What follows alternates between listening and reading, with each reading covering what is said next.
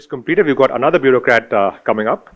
We have, it's again one of our, great pleasure to have the Commissioner of the Mumbai Metropolitan Region, the MMRDA, Mr. Sanjay Mukherjee. Dr. Sanjay Mukherjee, thanks so much for your presence today. A highly accomplished bureaucrat, Mr. Mukherjee has won accolades for the pivotal role in the multiple mega infrastructure project currently running in the MMRDA region. Dr. Mukherjee is widely credited with playing a critical role in envisioning and execution of the iconic Mumbai Trans harbour bridge, which I'm sure all of us have seen in the recent past, and also the multiple Mumbai metro lines, the under construction Navi Mumbai International Airport, and of course many other such infrastructure projects. Introduction तो sir के लिए बहुत अच्छा सूरज ने दिया, but sir की कुछ खूबियां भी हैं, क्वालिटीज हैं जो बहुत कम लोग जानते हैं. सर अच्छे ब्यूरोक्रेट तो हैं ही, साथ में एक बहुत अच्छे सिंगर हैं. इसके लिए आप जब उनके किसी भी प्रोजेक्ट को देखते हैं या जो भी काम वो लेते हैं तो उसके अंदर एक लय होती है. And before I say anything, I would request Yogini if you can just start the session.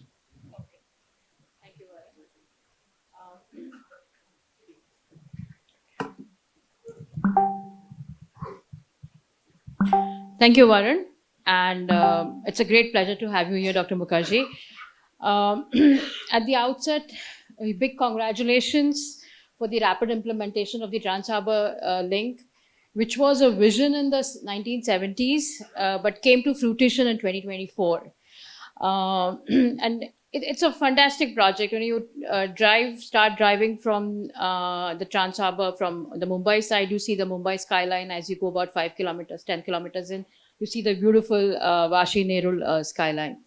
Can you share the transformative potentials of the Trans-Harbour Bridge and the key role it will play in the development of Mumbai and MMR region? Firstly, thank you, Swarajya. Thank you, Varun, and thank you, Yogini, for having me here and giving me this opportunity. So we are all talking about the Mumbai Trans-Harbour link, that is, more popularly called as the Atal Setu. And I think, that the name is also pretty apt because that bridge is now Atal, and it addresses Mumbai's biggest concern, and that concern is about land. If there is anything which Mumbai does not have, that is land, because most of the land is either in CRZ, or it is in mangroves, or it is in salt pans.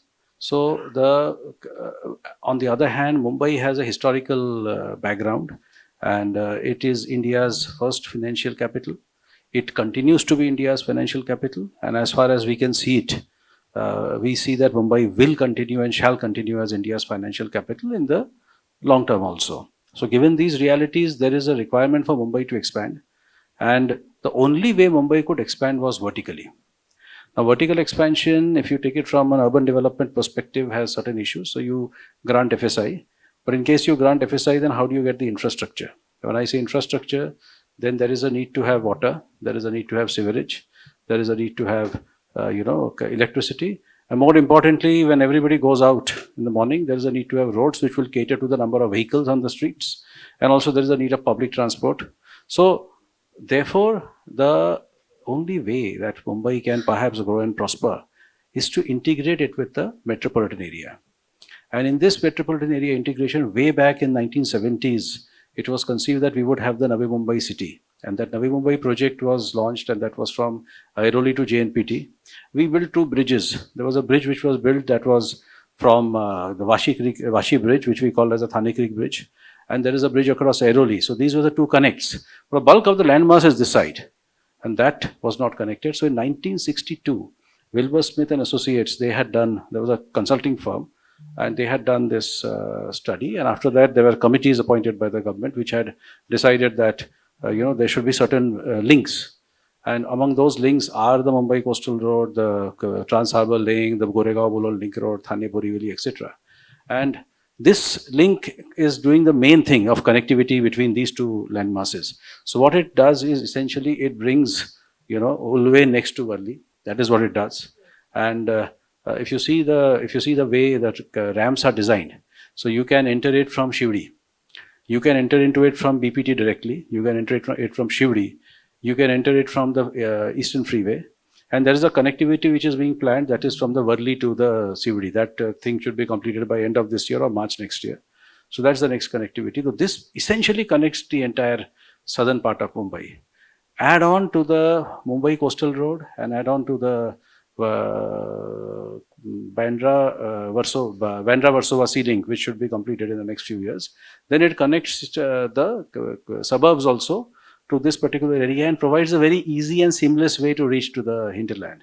Now, the time that it takes to cross the bridge is 22 minutes. But practically, when we travel at a speed of 100 kilometers an hour, then it is taking something like 14 to 15 minutes. That is actually what is happening, because there's a simple math. So when we do the calculation, we are always conservative. In the initial days when the bridge was planned, it was planned at 80 kilometers an hour. Now we have made it 100 kilometers an hour. So that is the design speed of the bridge. And therefore, it's just next door. And therefore, this huge area which is getting open. Now we are further connecting it to Pune. There are two coastal roads which are planned. One will connect it to Kharghar. The other will connect it to Ulve and to the Navi Mumbai International Airport and to the Palm Beach Road. So something which we badly missed was connectivity. And this is what it is doing.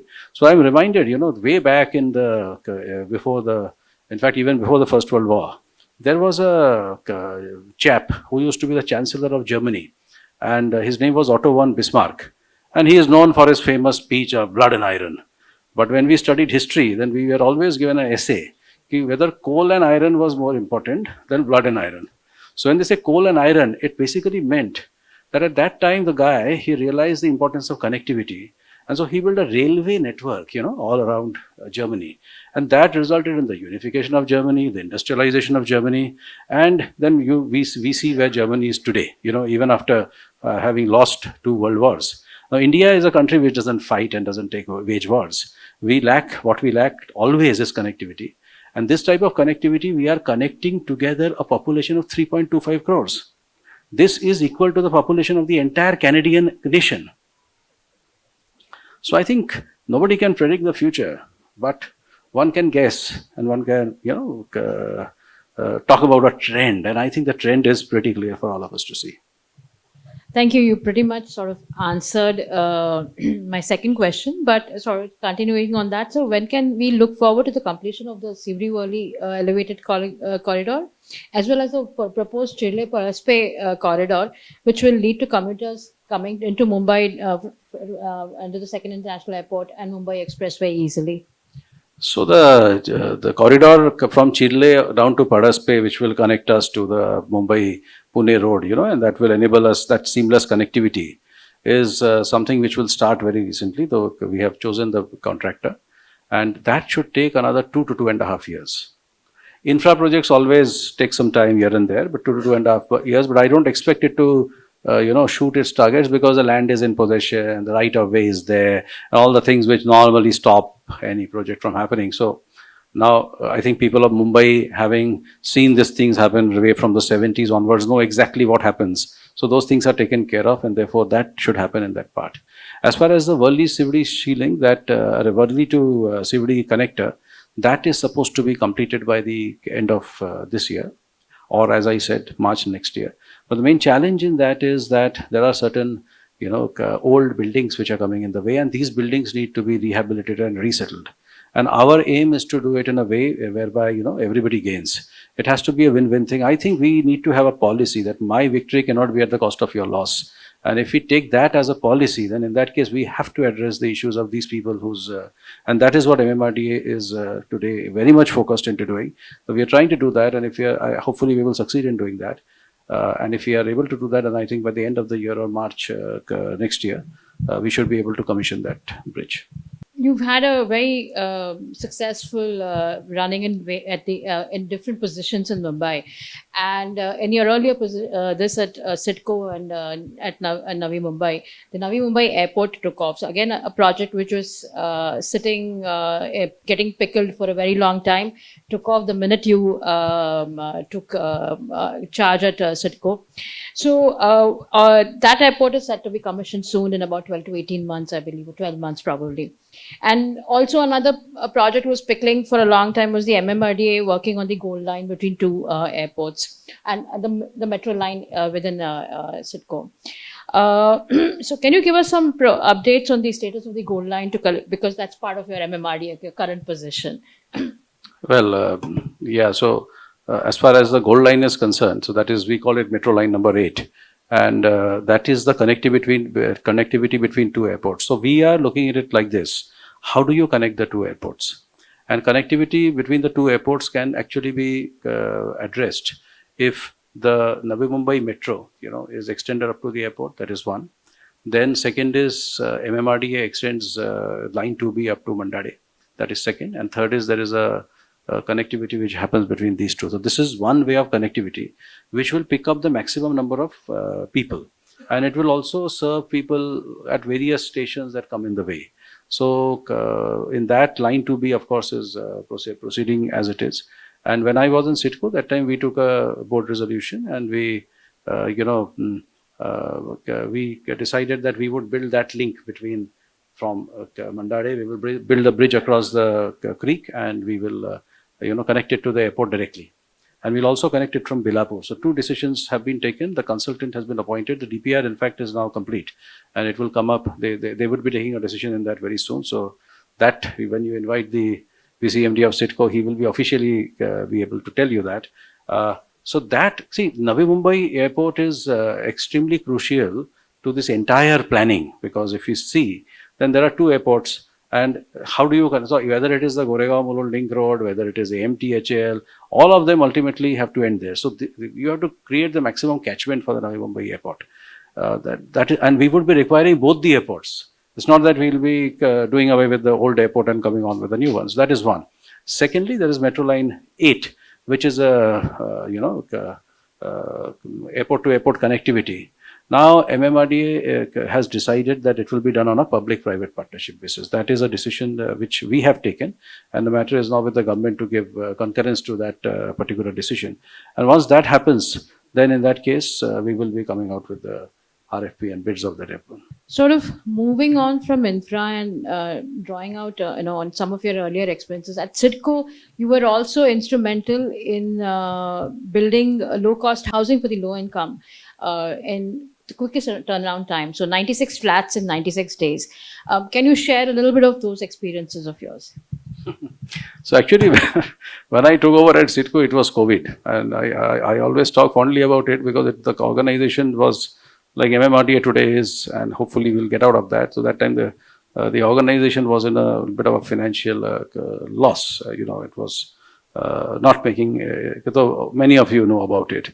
And I thought, how do you, come out with it? So one of the ways getting out with it, you do certain things which everybody does. But I thought, why don't we have a system of challenges, and then let's throw challenges at everybody. So there's a challenge at one guy, ki tu mere ko 5,000 crore kahan se utha ke layega. There's a challenge to another guy, ki ye airport mein ye wala vishay hai, to isko aap kaise solve karoge? So one of the challenges was this. So there was a in COVID, in the first phase, the migrant labor went off. I don't know if anybody is there from Larsen and Toubro. So they were the contractors who did it. Yeah. So they would be aware of it. So I threw a challenge to them, ki you should do something to create a world record. And they really responded, and they took 6 months to plan along with our engineers, and they prepared a beautiful plan of doing 96 flats to be made in 96 days, and thereby beat a Chinese record of the fastest building in the world. And now I think we can happily say that India, so that is CITCO and Larsen and Toubro, we together did this thing. So it was a prefab type of L&T's own technology, a prefab, and they worked for it for 6 months, and they had everything ready. And then in 96 days, 96 flats were in place. And I would like to say that though they are low-cost houses, these houses are actually built as per HIG standards, and the location of these flats is, they just come when the MTHL lands. So we thought at that point of time, let us give an opportunity. The job of the government is to provide opportunity, a level playing field. So for those who are not so lucky, some of them will perhaps get an opportunity. And accordingly, that was given, and now people are staying it. Only one mistake we did, and that mistake was this. When you create records, then you inform the recorders in advance. So we did not inform Limca book or Guinness book or all those people. That was a mistake. We didn't know about it, you know. So कि वो हो जाएगा कि हमें लगा था कि होगा, हम report करेंगे, कोई आएगा देखेगा audit करेगा, पर वैसा नहीं था. So it is not in both the things. But yes, India can proudly say that it holds the world record. And after that, in fact, all the others responded. And then we put in one slab in one day. And that project also is the largest housing project of any kind in the world at any one point of time. And in fact, Australia and New Zealand, they also decided at some time before that they would be doing 1 lakh houses for their people, but they abandoned the project saying that it was far ambitious. Whereas Indian companies, so in this case, all the companies are Indian companies, the architect is Indian, the consultant is Indian, all Indian people, they have responded to the challenge, and I think those flats are today there for everybody to see. Great, thank you.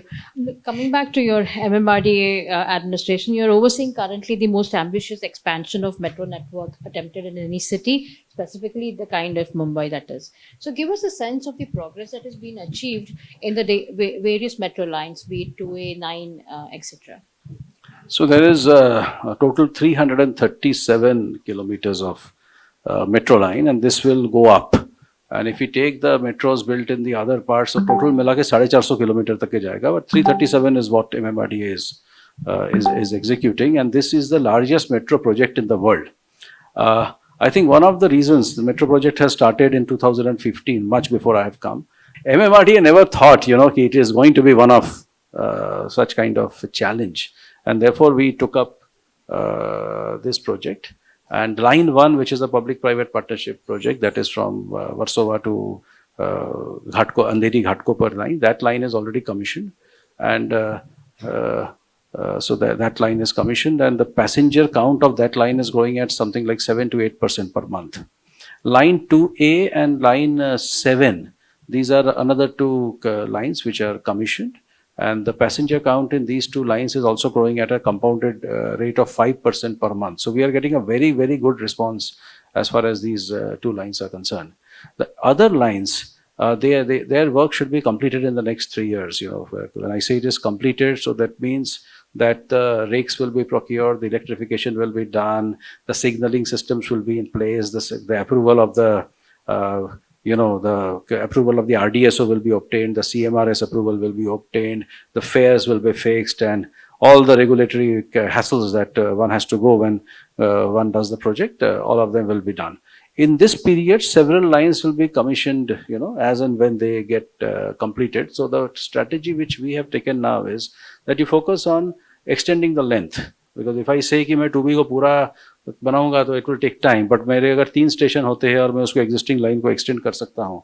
So that is the strategy which we have taken, and you'll soon hear about publicly about our plans to unveil more metro stations in the near future. With MTHL done, so now done and dusted in some sense, I think have the Japanese funding agencies, we probably have been able to gain trust with them. So are they looking to fund the future MMRDA projects that are coming up, which is the Warsaw-Virar Sea Link, which I think is a fairly high ticket item currently? And how do you see this project shaping up? What is happening on the western side? So we have had a very good relation with the government of Japan and with JICA. And in fact, MMRDA was the first parastatal to be given the loan directly by JICA. Though it had a state and a central government guarantee, but the loan was disbursed directly to us. So, and we had a very good working relationship with them. And both of us are very eager to take it to the next level. So we have had our discussions regarding the Virar-Warsaw Sea Link.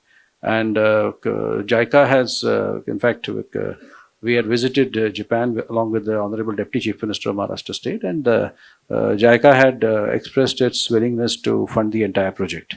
So accordingly, the proposal for JICA funding is now with the Government of Maharashtra, and Government of Maharashtra is examining various ways in which the project can be done, because one of the ways of doing it, it's a huge project. It's about, if we take it from Warsaw to Virar, it is something like 65,000 crores.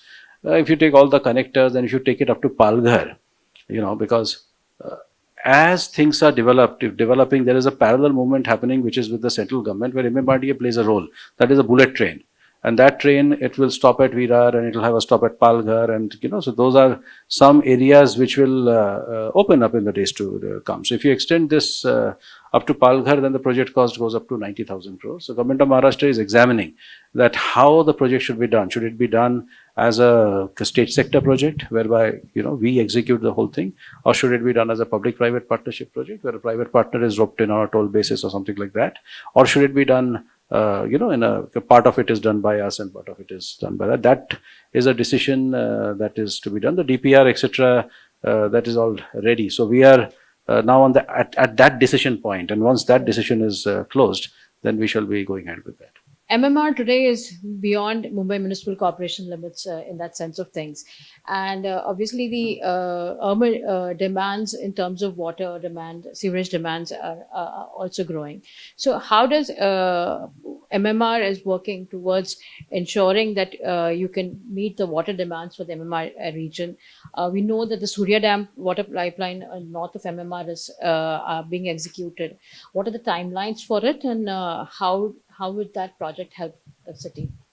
I think whenever we have moved outside Mumbai, so water has been the most crucial thing. Like those of you sitting here who live in Navi Mumbai know that in the initial days, tanker se pani aata tha. 20 saal tanker se, for 20 odd years, you got water from tankers. So that is the issue. Now, I think before the Middle Vetanna Dam was commissioned, even Bombay had a problem. So there were two changes which was done. I was in BMC that time. One was the commissioning of the Middle Vetanna project, and secondly was some systemic improvements in the thing, which resulted in 265 million liters of water coming out. So I'll just tell you in general what is happening in MMR. So MMRDA is looking into part of it, and there is another part which is looked after by CITCO, and I'll draw into my experience of that time. So as far as they are concerned, they have booked water in the Patal Ganga. They have also booked water in Hetavne.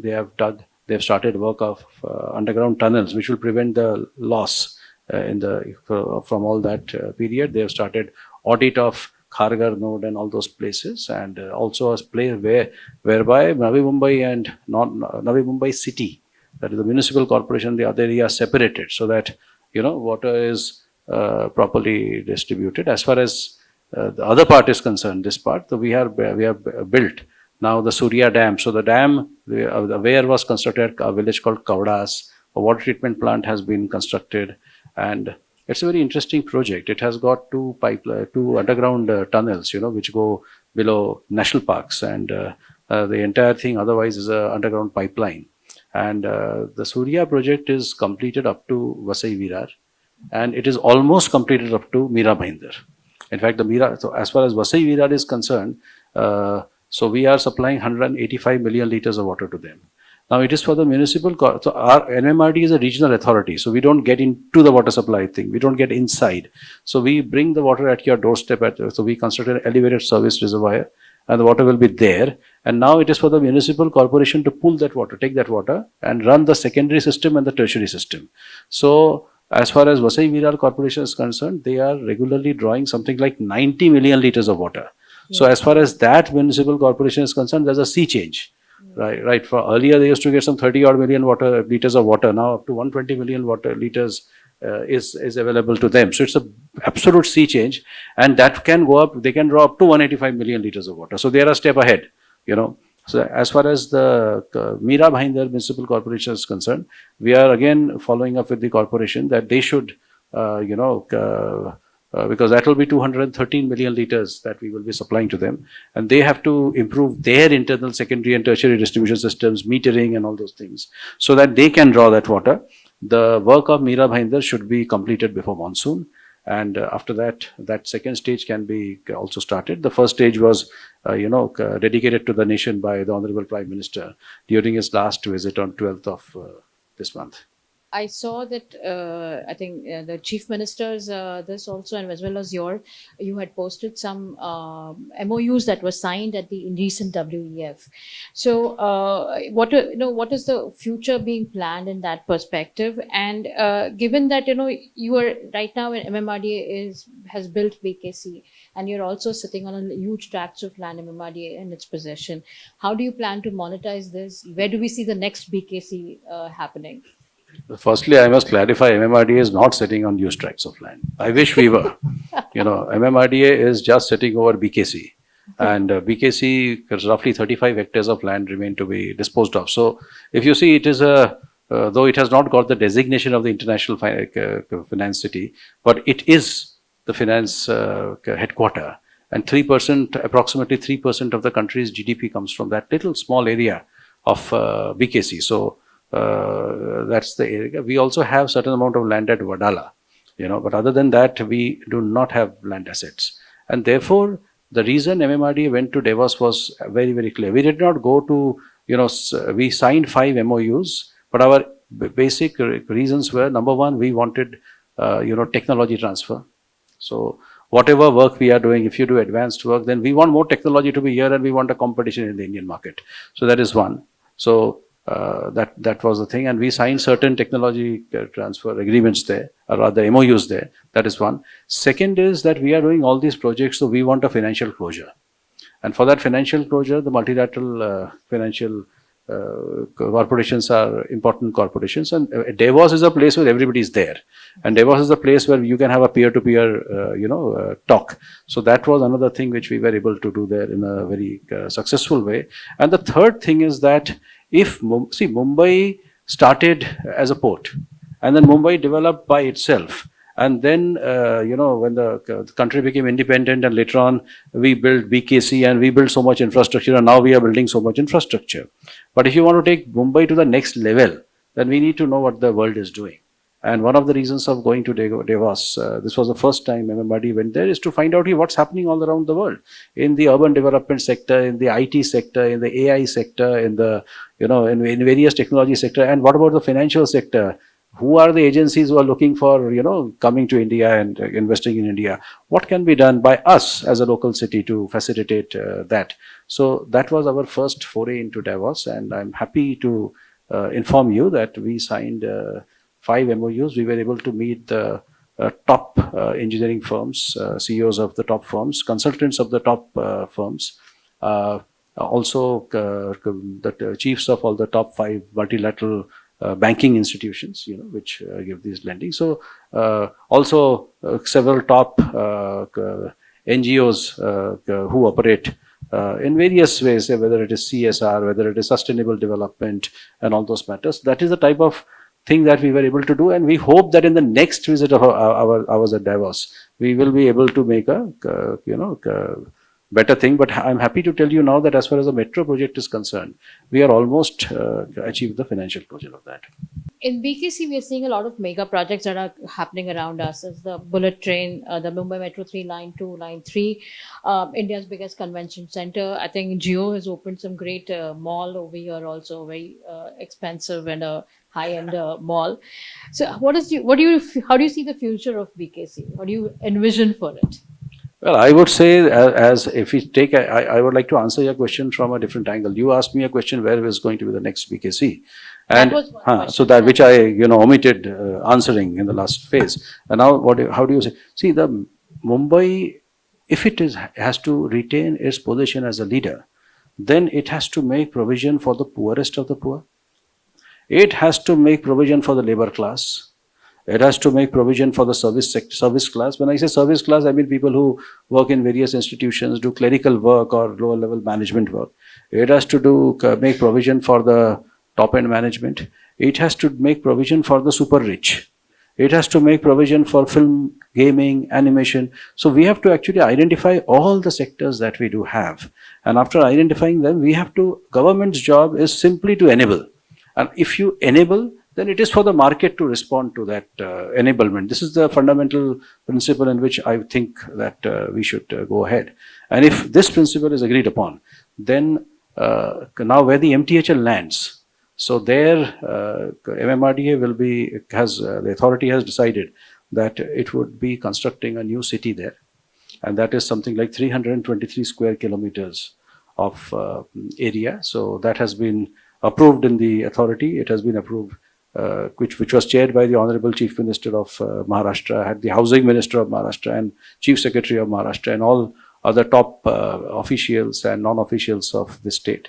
So the authority has approved that. So that is a very big thing, and that is where we will have IT, ITES, gaming, animation, etc. And we will prepare a new city, which will be driven by what is the demand of the market. Another change that we are doing is we are partnering with the Niti Aayog, and we are trying to prepare an economic master plan for Mumbai. When I say Mumbai, it is the entire Mumbai Metropolitan Region. And the Niti Aayog, we had several series of discussions with them, and so they are preparing that document for us, in which they also have the same thought which I just mentioned, that it should be like that. We are also developing 10 growth centers at various parts of the Mumbai Metropolitan Region. These growth centers, some would focus on logistics, some would focus on industry, some would focus on residential plus commercial, etc., depending on their various locations at various points of place of time. We are thinking of 10 local growth centers, which are small areas like 10 square kilometers, 15 square kilometers, So this way, and we are also, we are a regional development planning authority for a huge area, but you can't do that huge area at one go. So where the MTHL lands, there we would be a new town development authority, which essentially means that you acquire the land and you build the city. Like Citco has built New Bombay, that is one way. In another places, there you become special planning authorities. In certain places, you put your thing entirely on government land, so that you don't have to acquire the land and you can make use of the resource that you already have. So we have prepared a big plan on that, and I don't think we should call it the next BKC, but yes, that is where the future is going to be. Before Yogini asks you the next question, आजकल हमारे देश में promote कर रहे हैं work culture, क्या walk to work culture. In BKC, we don't want to walk, but we are forced to walk because of the connectivity, loss of connectivity. The connectivity, no one talks about connecting to either of the major stations. MMRDA had earlier also planned to have some cycle track. There were other things that were done.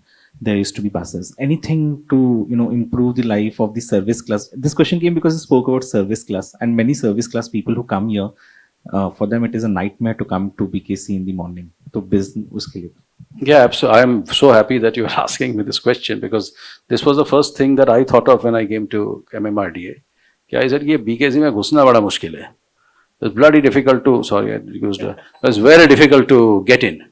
So we have now started looking into that. How do you, make BKC easy to commute? Again, when you commute, first is walkers and then others. So there is a cycle track, and I will not comment on the cycle track because the jury is very much out on that. Okay, but next to that, BKC was built as a walk-to-work thing. It was a very futuristic thing if you go back. But when 2611 happened, then people started asking for compound walls. And MMRDA started approving compound walls.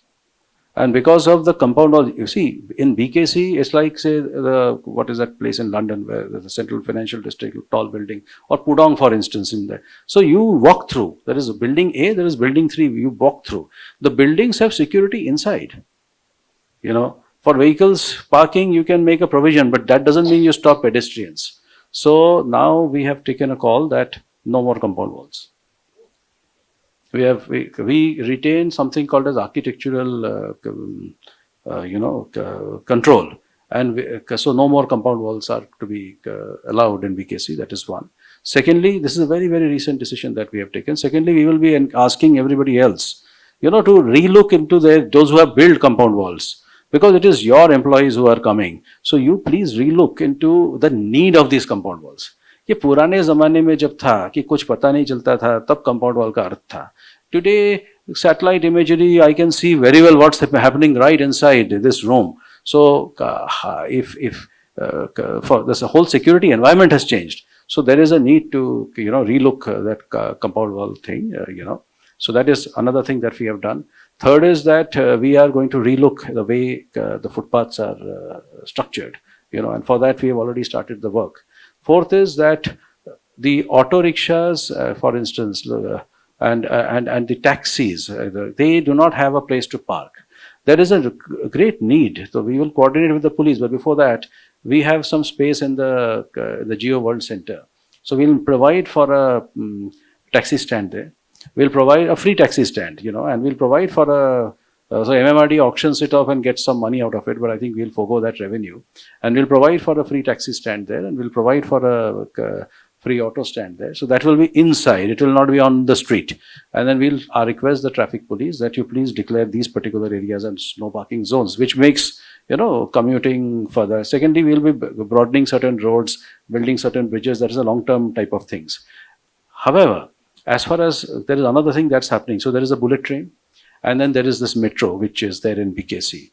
And in these places, we are encouraging establishments to come to us and ask for a, direct connect into the metro station. So wherever possible, we are providing, and we have already given several sanctions like that. We are providing people so that after you get down, there is an FOB and you enter into your building or your shopping mall or these kind of things directly. So as that happens, then, the number of people who are there on the streets is less. Walkability becomes a good thing, and that is how it is internationally, where people are walking, but you don't see many people on the streets. I know you've been, I think you got posted in Mumbai in 2014 at Municipal Corporation first, and since then you've been involved in pushing some great projects, starting with the Mumbai Coastal Road, through the DPR stages, and then bringing up to the tendering stage. Then at CIDCO, in the meanwhile you were at Health. In all of these, a span of decade, what has changed? What do you think have been the learnings from the administration perspective, especially for these big projects that different administrative aspects are being taken on by MMR or MMRDA or BMC? And also, how do you think the region, the MMR region, will look in 20 years, in terms of infrastructure, physical, social, and economic? So the first question, what has changed? So I would say that crucially, infrastructure was a very crucial thing for all of us. But I think what has changed in the entire thinking that we are having in the administration is that rather than searching for, this is a proposal and how it cannot be done, now we are solution oriented, or rather solution focused on how that thing can be done. So I think that's the biggest thing. And because of that, the whole approach has changed. For instance, the Mumbai Coastal Road, I was involved in the Mumbai sewage treatment plant of the STPs, also the designing, etc. Tendering had happened at my time. So these things were going on for a long time, and it required certain, that decision ki ye karna hai. And that was, I think, the biggest thing. There was a huge political will that these projects have to be done. Second was, there was a huge administrative will that these things have to be done. So these were two very major things. But the third thing is very interesting. The third thing is this. I'll just draw back on my experience of the coastal road. So when I got the coastal road, so there was a DPR which was made by a consultant, and people were saying all sorts of things about it, ki aisa hai, waisa hai, flooding ho jayega, pani ke niche aa jayega. So we had a discussion with the then municipal commissioner, and I had told him ki sir, we are a city of consultants. सारे बड़े firms के top leadership यहाँ पर बैठता है, and they are all citizens और ये खुद ही कुछ कहना चाहते हैं, तो why don't we release this DPR out in the public? ये DPR को secret क्यों रखना है? इसमें secret क्या है? यहाँ पे ठोमरे बैठे हुए हैं. He was associated with the coastal road from then till now, if I'm not wrong. And he's one of those lucky chaps, who oversee the project from beginning to end. So that DPR was published in the open, and after that, accepting fishermen, there were no objections. Fishermen's objections were limited. कि हमारा boat जो है वो cross होना चाहिए. That was a limited thing. And in that time, they had all, in fact, signed the agreement.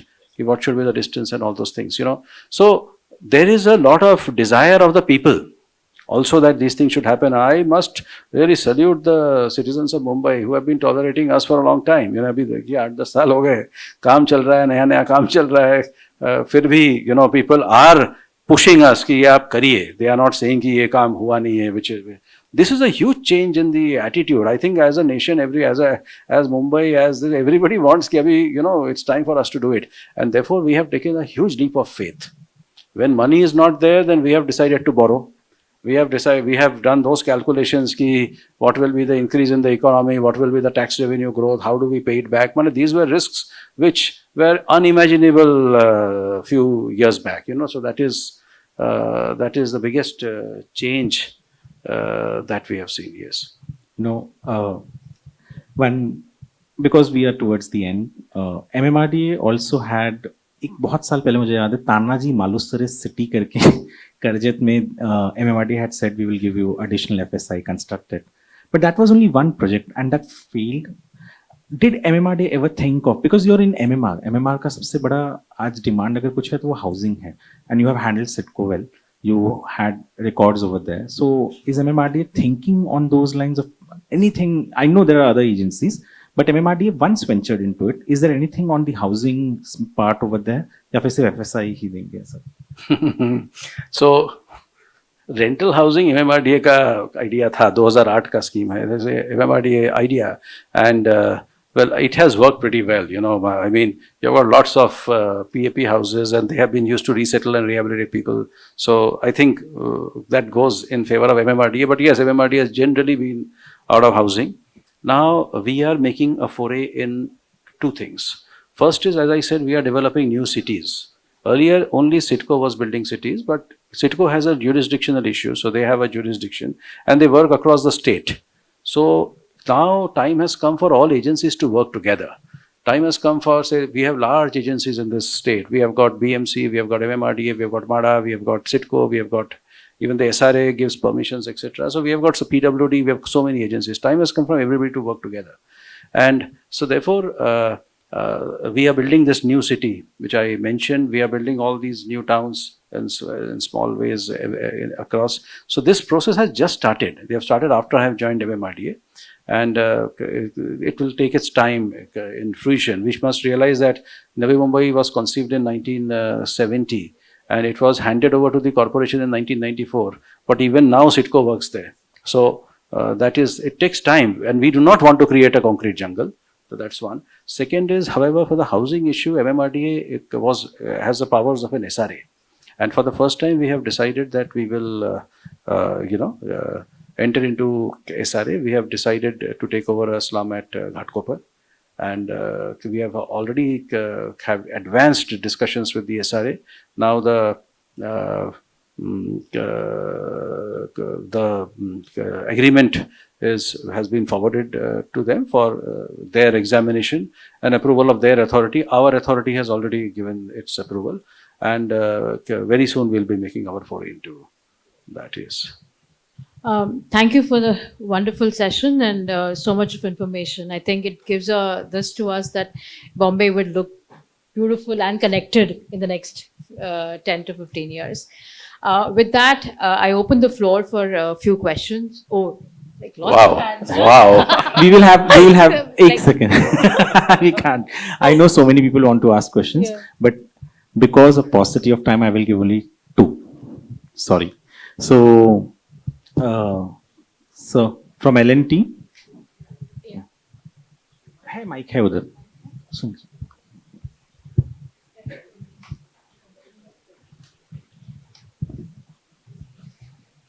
Mahendra Kapadia from L&T. I must say that we are all impressed with the infrastructure change which is happening in Bombay, and we are all enjoying the transport and much easier way of moving around. So things are going to be much better, I'm sure. And I know as an engineer what all goes inside. So it's a huge efforts. I think we must applaud all the efforts of MMRDA, BMC and everyone. One point which we are talking of high rise that we are all seeing all over Bombay, because of course the road space is going to be as it is. There is not much change one can expect.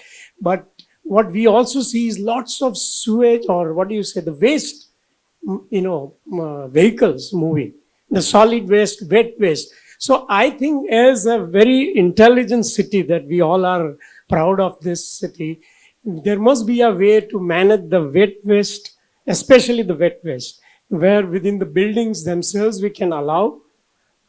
This is one. And I know solar may not be so easy, but something we got to do about managing the wet waste and creating maybe fertilizer or whatever as a part of the municipal laws or system. Okay. I hope it is within your... No. So I can talk about it, and please have a seat.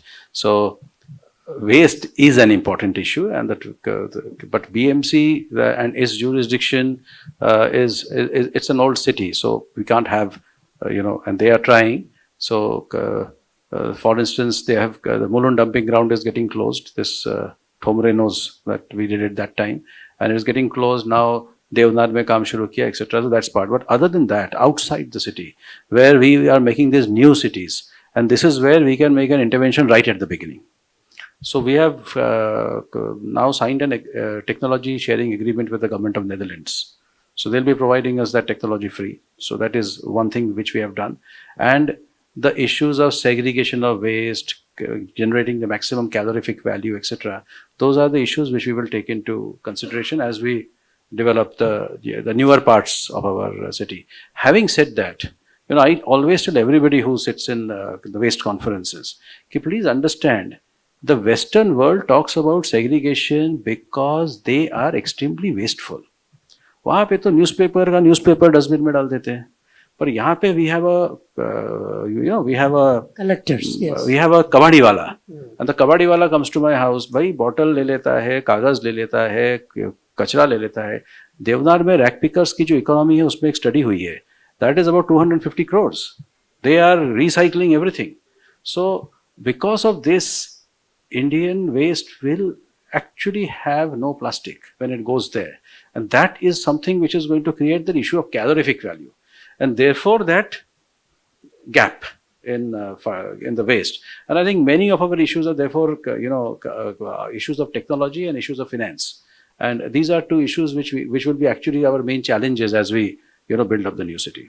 And the user has to pay. The wet waste I was thinking, the vegetable and all of that, because that can possibly process locally within the buildings. Yes, that can probably process, but to be very honest to you, 3,300 calorie का तो minimum आना चाहिए ना, वो आता नहीं है wet waste से, plastic लगती है.